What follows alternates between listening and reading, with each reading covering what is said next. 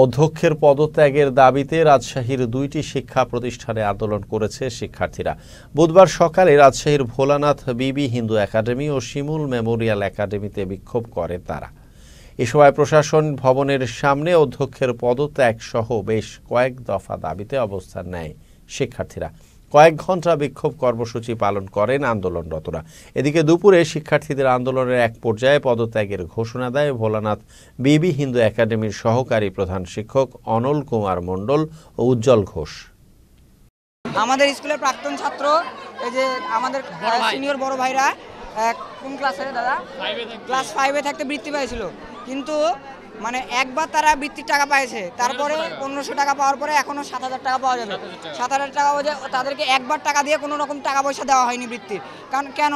আর বৃত্তির টাকাগুলো কোথায়? 15 সালের ব্যাচ থেকে ভাইয়ারা আসছে, প্রত্যেকটা ব্যাচের ভাইয়ারা আসছে, বোনেরা আসছে।